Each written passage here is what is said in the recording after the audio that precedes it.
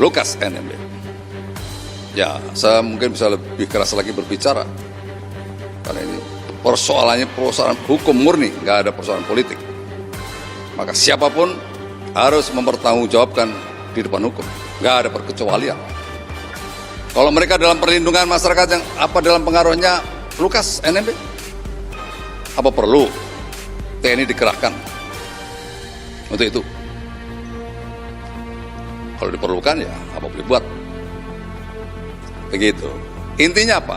Intinya bahwa negara ini, pemerintah ini, Presiden Jokowi, Pak Jokowi telah menggelontorkan luar biasa keuangan untuk Papua. Untuk apa? Untuk kesejahteraan. Agar apa? Agar segera terjadi pemerataan dan keadilan di sana.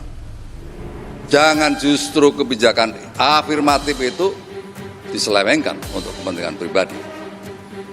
Saya tidak berhak mengadili, tidak. Tetapi intinya adalah siapapun harus mempertanggungjawabkan di depan hukum. Saya tidak melangkai praduga tak bersalah. Itu urusan penegak hukum. KPK harus bekerja lebih keras lagi untuk mengambil langkah-langkah atau proses hukum.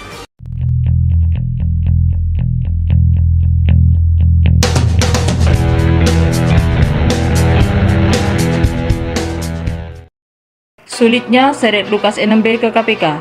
Muldoko, kalau perlu kerahkan TNI, apa boleh buat?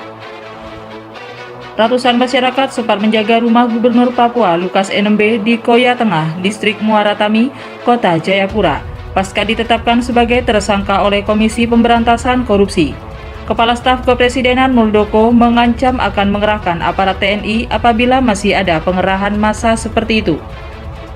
Kalau mereka dalam perlindungan masyarakat, apa dalam pengaruhnya Lukas NMB, atau kalau perlu TNI dikerahkan untuk itu, kalau diperlukan apa boleh buat, kata Muldoko di kantornya pada hari Kamis tanggal 29 September 2022. Muldoko menekankan kalau dirinya bisa berbicara lebih keras lagi karena kasus Lukas NMB itu murni persoalan hukum.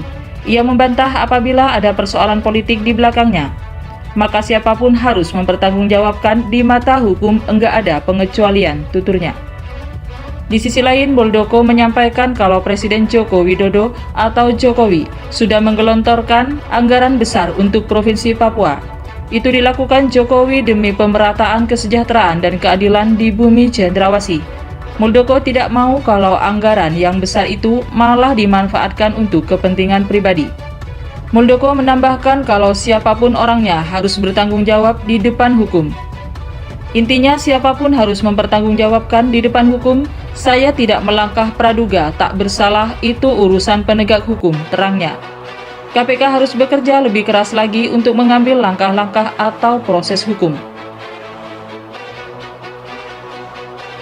Kepala Staf Kepresidenan Muldoko menegaskan bahwa persoalan Gubernur Papua Lukas NMB dengan Komisi Pemberantasan Korupsi Lukas NMB merupakan murni kasus hukum.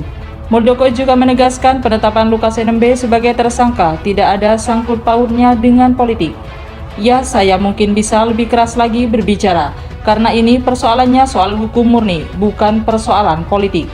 Maka siapapun harus mempertanggungjawabkan di hadapan hukum, tidak ada pengecualian, ujar Muldoko kepada wartawan di kantor Bina Graha, Jakarta pada hari Kamis tanggal 29 September 2022.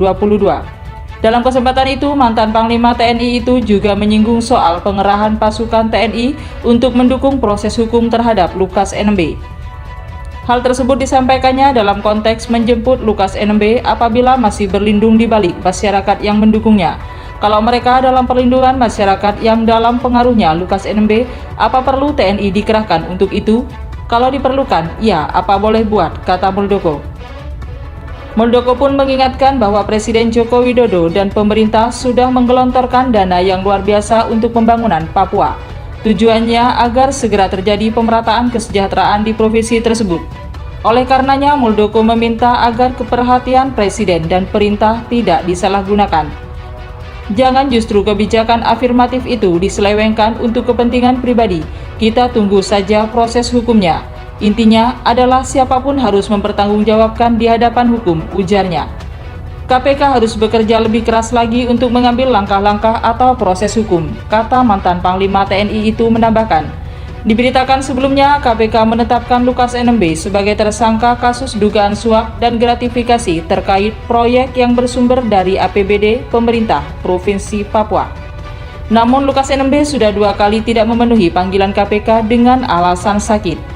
Ditambah lagi, rumah Lukas NMB dijaga massa yang diduga dikerahkan oleh Gubernur Papua tersebut. Terkait kurang kooperatifnya Lukas NMB, Koordinator Masyarakat Anti Korupsi Indonesia (MAKI), Boyamin Saiman mendorong agar Presiden ke-6 RI Susilo Bambang Yudhoyono (SBY) mendorong Gubernur Papua itu untuk memenuhi panggilan KPK. Menurutnya peran SBY diperlukan karena menjadi orang yang dituakan di Partai Demokrat. Sedangkan saya butuh juga imbauan dari Pak SBY sebagai sesepuh. Sebagai orang yang dituakan di Partai Demokrat mengimbau kepada Ketua Demokrat Papua, kata Boyamin saat dihubungi Kompas.com pada hari Rabu tanggal 28 September 2022. Apalagi Lukas NMB diketahui duduk sebagai Ketua Dewan Pengurus Daerah DPD Partai Demokrat Papua periode 2022-2027. Selain SBY, menurut Boyamin, Ketua Umum Partai Demokrat Agus Harimurti Yudhoyono juga harus turun tangan untuk mengimbau Lukas NMB agar patuh terhadap hukum. Mestinya ini juga berlaku untuk Pak Agus Harimurti Yudhoyono selaku Ketua Umum Partai Demokrat, ujar Boyamin.